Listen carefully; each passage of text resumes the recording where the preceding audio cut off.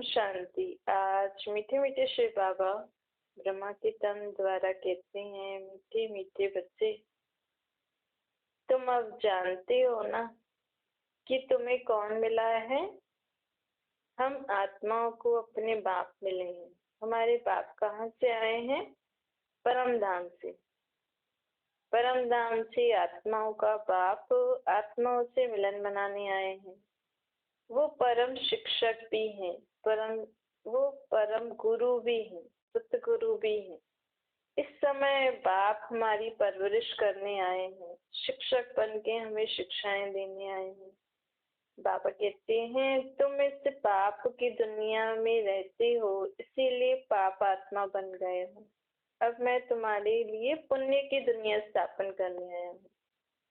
उससे पहले मुझे तुम्हें पुण्य कर्म करने की शिक्षा देनी है कि पुण्य कर्म कैसे करने चाहिए। लोग दान पुण्य करते हैं, किसी की मदद करते तो सोचते पुण्य कर्म कर लिया, परंतु बाबा कहते हैं सबसे बड़ा पुण्य कर्म है आत्मा अपने बाप की पहचान औरों को बताए, खुद भी बाप को अच्छे से याद करे, औरों को भी बताए। पुण्य कर्म कब होते हैं? जब हमारा मन स्वच्छ हो। हम अगर किसी को दान पुण्य करें, किसी की मदद करें, लेकिन मन अगर ठीक नहीं है, मन में व्यर्थ बातें चल रही, तो वो पुण्य का खाता जमा नहीं होता है ना। पुण्य कर्म करने के लिए परमात्मा की याद में हर कर्म करना होता है, उसको पुण्य कर्म कहते हैं। अब वही पुण्य कर्म करने के लिए बाबा हमें कह रहे हैं तुम आत्मा हो, मैं तुम्हारा बाप परमात्मा हूँ, मुझे निराकार रूप में याद करो।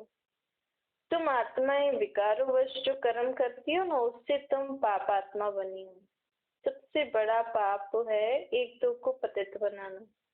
21 जन्मों के लिए आत्मा पावन थी, अब फिर से पावन बन रही है।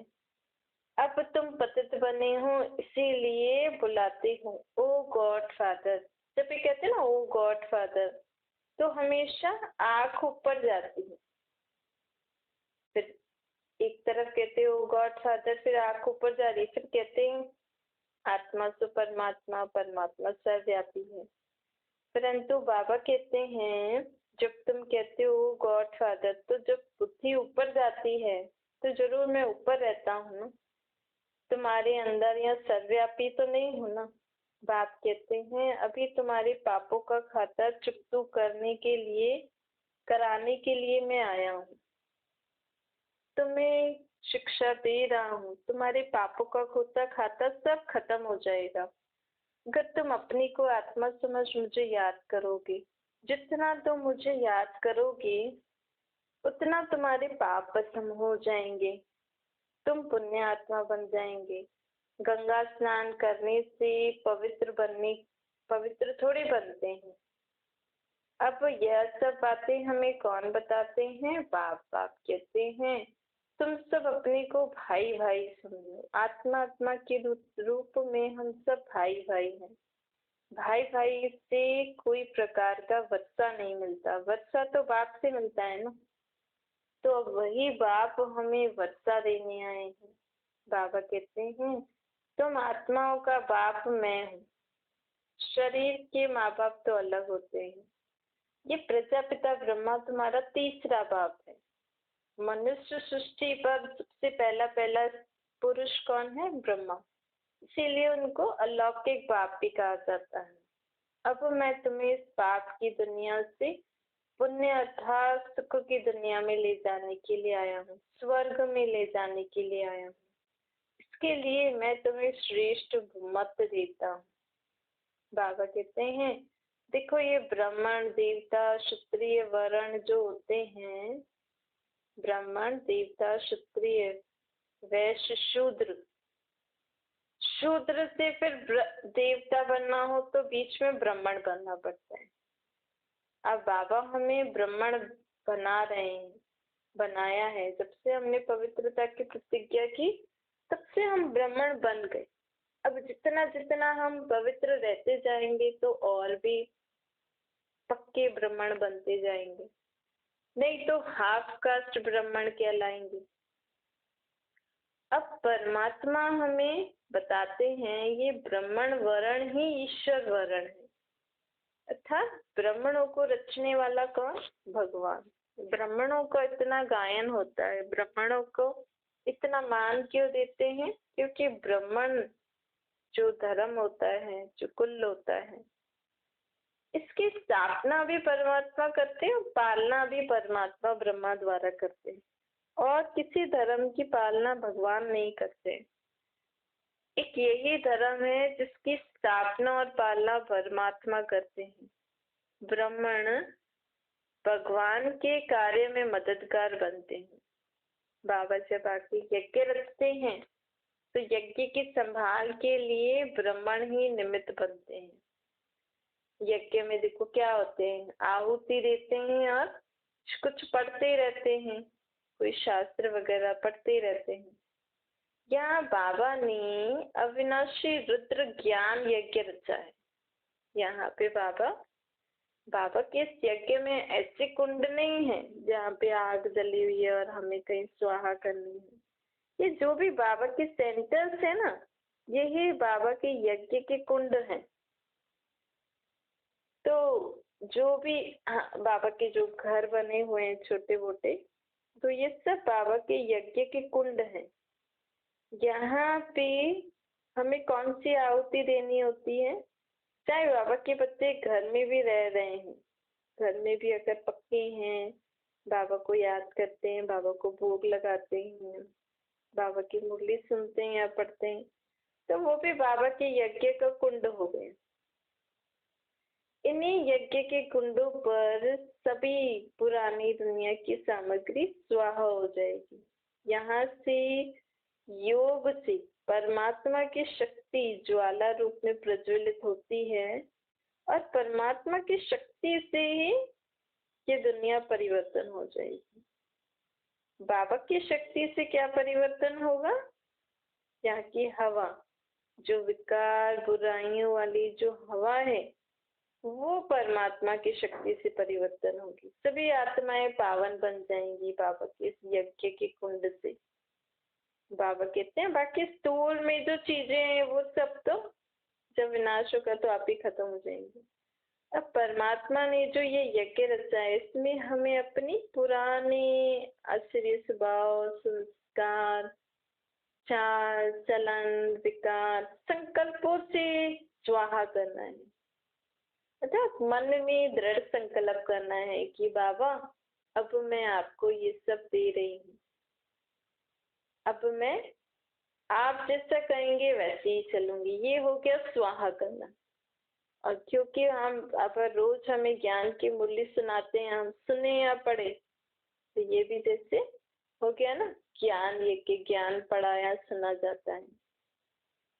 अब बाप कहते हैं जब भी कोई आफत आती है तो यज्ञ रचते हैं। तो दुनिया में कितनी बड़ी आफत आई हुई है, दुनिया की सभी मनुष्य आत्मा कितने दुखी है ना। भल बाबा कहते हैं मौज तो मना रहे हैं, लेकिन मौज मनाते मनाते भी ना मूंझे हुए हैं।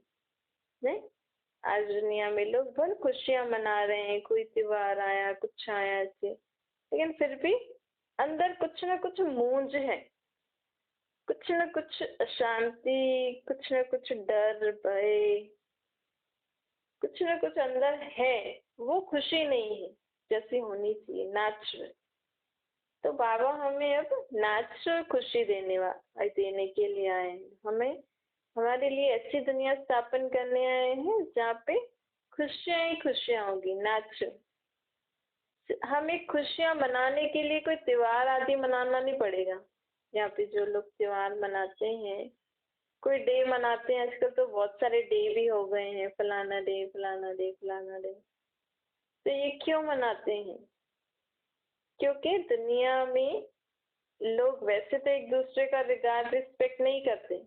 चलो आज मदर्स डे है, आज मदर्स को सब रिगार्ड करेंगे, वैसे कुछ भी बोलते रहेंगे। आज खास करके आज उनका रिगार्ड करेंगे। फादर्स डे, मदर्स डे, पता नहीं कौन कौन से डे मनाते रहते हैं। चिल्ड्रंस का डे मनाते हैं, फार्मर्स का, डॉक्टर्स का। क्योंकि बाकी सारे दिन तो हम एक दूसरे से कैसे भी रहें, लेकिन खास एक दिन रख दिया है, हाँ भाई ये दिन इनका है, इस दिन इनको रिस्पेक्ट, इनको खुशियां जरूर देनी है। लेकिन सत्युग में ऐसे डे वे नहीं मनाएंगे। सत्युग में सदा सब एक दूसरे को खुशियां, रिस्पेक्ट, रिगार्ड, सब एक दूसरे से मिलकर रहेंगे।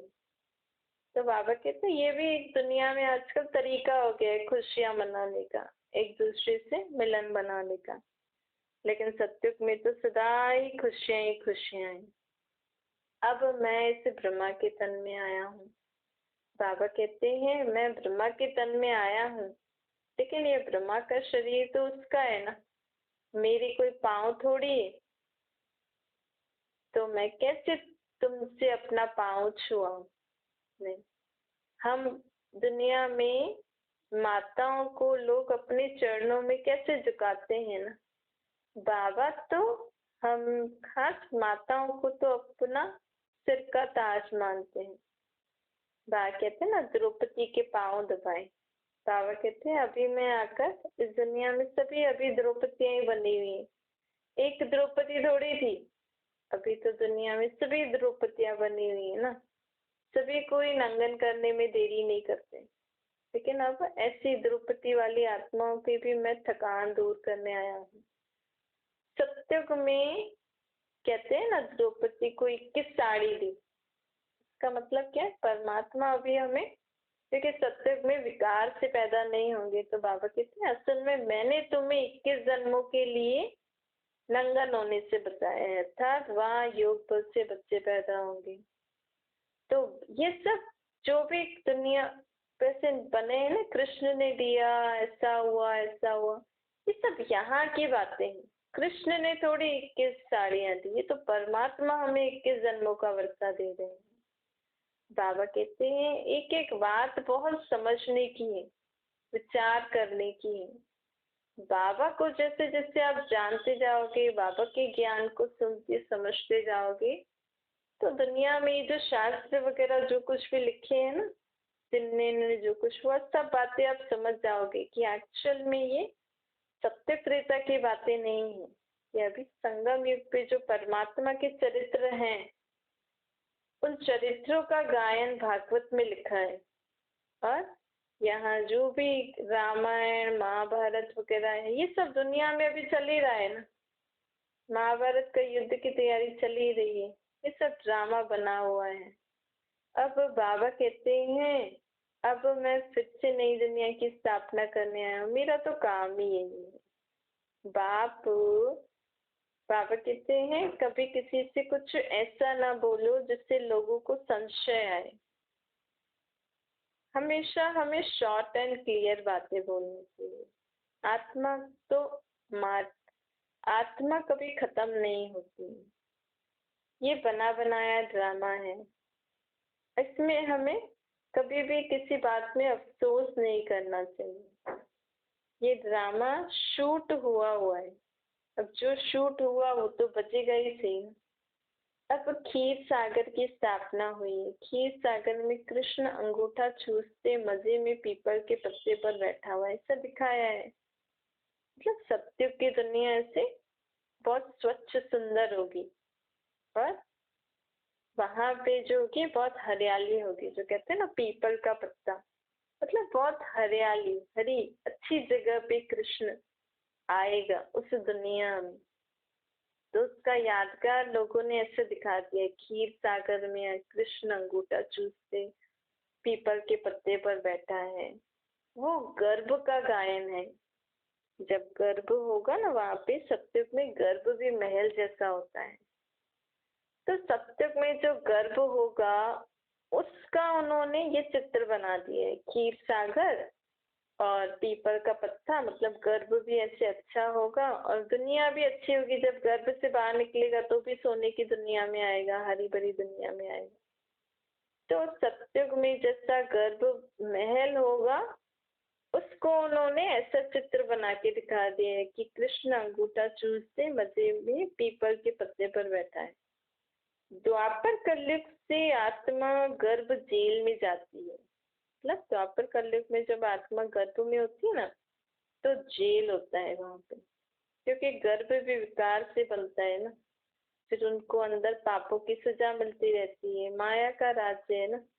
सोचो हम 63 जन्म गर्भ जेल में हमें आना पड़ता है, और सत्युग त्रेता में हमारी जो 20 जन्म होंगे वो हम गर्भ महल में बड़े आराम से रहते हैं। गर्भ में भी बच्चे बड़े आराम से रहते हैं, कोई पाप होते ही नहीं, तो गर्भ में त्राई त्राई भी नहीं करते हैं। अब बाप हमें ये सब बातें समझाकर समझदार बनाने हैं। मनुष्य जब पतित बनते हैं तो उनकी बुद्धि भी भ्रष्ट हो जाती है। अब बाबा हमें पावन बना के हमारी बुद्धि को भी पावन बना रहे हैं, तुम्हें स्वदर्शन चक्रधारी बना रहे हैं। बाबा कहते हैं कृष्ण सुदर्शन चक्र फिराता था, कृष्ण के हाथ में दिखाते हैं ना, फिरता है उनके हाथ। असल में कृष्ण ऐसे हिंसक चीजें नहीं लेके आते, उनके हाथ में नहीं होती है। ये तो उन्होंने अपने पहले जन्म में, कृष्ण का जो पहला वाला जन्म था कलयुग के अंत संगम युग वाला, उस जन्म में परमात्मा ने उसको सत्य त्रेता द्वापर कलयुग की बातें बताई स्वदर्शन चक्र की। स्वदर्शन, आप इसको रिवाइज करेंगे तो स्वदर्शन चक्र मतलब आत्मा, स्व मतलब आत्मा को दर्शन हुआ, स्वदर्शन मतलब आत्मा को दर्शन हुआ कि कैसे मैं ये सत्य त्रेता द्वापर कलयुग का चक्कर काट के आई हूँ और कैसे मैं पतित बनी हूँ। तो कृष्ण ने सुदर्शन चक्र फिरा के असुरों का गला काटा, मतलब कृष्ण ने यही ज्ञान का सिमरन करते करते करते करते अपने अंदर जो आसुरी स्वभाव संस्कार थे, जो कृष्ण की आत्मा अपने पहले कलयुग के अंत वाले शरीर में थी, उस समय उसने परमात्मा के इस ज्ञान को मनन करते करते करते अपने अंदर के आसुरी स्वभाव संस्कार विकारों को खत्म किया। ये है इसका मीनिंग। क्योंकि कृष्ण अगर सुदर्शन चक्र से असुरों को मारेगा तो वो हिंसक हो जाएगा, जबकि हम उसका गायन करते हैं देवी देवताओं को कि वो तो डबल अहिंसक है। तो कृष्ण ने कौन सा सुदर्शन चक्र फिरा के असुरों का गला काटा? ये अपने को आत्मा समझ के परमात्मा को याद करके सृष्टि के आदि मध्य अंत का ज्ञान मनन सिमरन करते करते करते उसने अपनी आत्मा को पावन बनाया। असुर हमारे अंदर ही जब आसुरी स्वभाव संस्कार थे तो हम असुर होते, उसने अपने अंदर की जो आसुरी स्वभाव संस्कार थे जिस कारण वो असुर बन जाता था कभी कभी, उसको खत्म किया। तो बाबा कहते तुमको भी मैं अब सुदर्शन चक्रधारी बना रहा हूँ, तुम भी इसी ज्ञान का मनन करते करते अपने अंदर के आसुरी स्वभाव संस्कार विकारों को खत्म करो। अब बाबा हमें कहते हैं, समझते हैं पांडव कौरव की लड़ाई चली तो कृष्ण ने ये चक्कर फिराया विनाश के लिए। आदि आदि जो भी कथाएं लिखी है ना, उसका यथार्थ अर्थ बाप हमें समझाते हैं। अब हमें सृष्टि के आदि मध्य अंत का ज्ञान देते हैं। सुदर्शन चक्रधारी बनने से हम सत्य के चक्रवर्ती महाराजा महारानी बन सकते हैं, सारी विश्व के मालिक बन सकते हैं। अब बाबा हमें यही स्व का दर्शन सिखाना सिखाने आए हैं, कैसे हमें स्व आत्मा को ये चक्र फिराना चाहिए। ये कैसे सृष्टि पर सत्युग था, त्रेता था, द्वापर था, कलयुग था, अब फिर कैसे सत्युग आने वाला है और इसमें मेरा क्या क्या पार्ट है, मैं कहाँ की आत्मा इस सृष्टि पर कैसे चक्कर काट के अब पतित बनी हूँ। अब फिर से मुझे वो परम धाम निवासी बाप अपनी पहचान दे, फिर से पावन बनाने आए हैं, क्योंकि मुझे फिर से सत्युग में पाठ बजाना है। उससे पहले मुझे अपने घर परम धाम में जाना है। वहाँ परम धाम में मैं आत्मा थोड़ा समय विश्राम करूंगी, फिर आऊंगी फिर से सत्युग में पाठ बजाने। बाबा कहते हैं अब तुम्हें मैं ये ज्ञान का दान दे रहा हूँ। ये सबसे बड़ा दान होता है। भक्ति मार्ग में तुम मेरे अर्थ दान करते थे ना, लेकिन जो भी करते थे मैं तुम्हें देता था उसके बदले। मैं क्या रख के करूँगा? मेरे पास मुझे थोड़े घर आदि बनाने हैं या कोई अपना जीवन आदि ऐसे ठाटों से जीना है। मैं तो यहाँ आता भी हूँ तो भी साधारण तन में आता हूँ, और मेरे आने के बाद भी कोई ठाट बाट नहीं होते। बस साधारण रीति से रहता हूँ, किसी को पता भी नहीं लगता कि इसमें परमात्मा आए हुए। तभी तो गाए ना, कोटों में कोई कोई में भी कोई आते हैं। भक्ति मार्ग में तुम जो भी दान पुण्य करते हो वो तुम्हारे ही काम में आते हैं, मैं नहीं रखता हूँ। उससे तुम्हारा ही कल्याण होता है। तो मैं सत्युग में उसका, समझो किसी गरीब ने अब 1 रुपया दिया, बाबा उस 1 रुपए के बदले उसको 1 लाख रुपए सत्युग में देते हैं। बाबा कहते हैं गरीब का 1 साहूकार का 1000 बराबर है। लेकिन यहाँ हम डायरेक्ट परमात्मा के अर्थ दान पुण्य करते हैं। जो भी सेंटर्स भी देखते हैं अगर कोई, तो वो हमें ये नहीं सोचना चाहिए कि हम इन बहनों को दे रहे हैं या सेंटर्स पे दे रहे हैं जो भी बाबा के घर बने हुए हैं। हमें सदा ये याद रखना चाहिए, मैं बाबा के यज्ञ में अपना धन सफल कर रही हूँ। तो ये धन मैं अभी तो दे रही हूँ, लेकिन इसके बदले बाबा मुझे सत्युग में लाखों पदम पति बनाने वाले हैं। कलयुग का धन देकर हमें सत्युग का धन मिल रहा है। इसीलिए तो भगवान को भोलानाथ कहते हैं ना, क्योंकि हमारे पास है ही क्या, कलयुगी धन जो है वो भी दुख वाला ही है। वो धन हम परमात्मा के कार्य में लगा कर सत्युग में हमें डायरेक्ट इतनी प्राप्ति हो रही है, तो धन भी हमें हमारा सफल हो जाता है। अच्छा, मीठे मीठे से खिलते बच्चों प्रति माता पिता बाप दादा का याद प्यार और गुड मॉर्निंग। रूहानी बाप की हम सभी रूहानी बच्चों को नमस्ते। हमारी भी रूहानी माता पिता बाप दादा को याद प्यार गुड मॉर्निंग और नमस्ते। वरदान है, देह भान के त्याग द्वारा सदा सुमान में स्थित रहने वाले सम्मानधारी बनो। जो बच्चे इस एक जन्म में देह अभिमान का त्याग कर सुमान में स्थित रहते हैं, उन्हें इस त्याग के रिटर्न में भाग्य विधाता बाप द्वारा सारे कल्प के लिए सम्मानधारी बनने का भाग्य प्राप्त होता है। आधा कल्प हमें सत्युग में सम्मान मिलेगा, द्वापर से हमें भक्तों द्वारा सम्मान मिलेगा। तो अभी संगम पर हम स्वयं परमात्मा द्वारा सम्मानधारी बने हैं। बाबा हमें रोज कितना सम्मान देते हैं कि तुम शक्ति स्वरूप आत्मा हो, तुम शांत स्वरूप आत्मा हो, तुम देव आत्मा हो। इतना बड़ा सम्मान कोई दे सकता है? आप किसी को बोलो कि आप देव आत्मा हो, अगर आपको गाली भी दे, कोई बुरा भी बोले, तो भी आप उससे बोलो। बाबा कहते देखो तुमने मुझे गाली दी, आप सर्वव्यापी हो, कच्छ मछतारो, फिर भी मैं तुम्हें कह रहा हूँ तो तुम देव आत्मा हो। तो बाबा ने हमें इतना बड़ा सम्मान दिया है, अपने सम्मान की स्मृति दिलाई है। तो हमें भी बाबा से बाबा की इस पालना का रिटर्न बाबा जैसा कह रहे हैं वैसे बन के दिखाना है। स्लोगन है, हर कदम में बाप की ब्राह्मण परिवार की दुआएं लेते रहो तो सदा आगे बढ़ते रहेंगे। हमें बाबा की दुआएं कब मिलेंगी? जब हम बाबा की हर श्रीमत को पालन करेंगे। तो बाबा की हर श्रीमत को पालन करते चलेंगे तो बाप की और जो बाबा का ये ब्राह्मण परिवार है उनकी दुआएं हमें मिलती रहेंगी और हम आगे बढ़ते रहेंगे।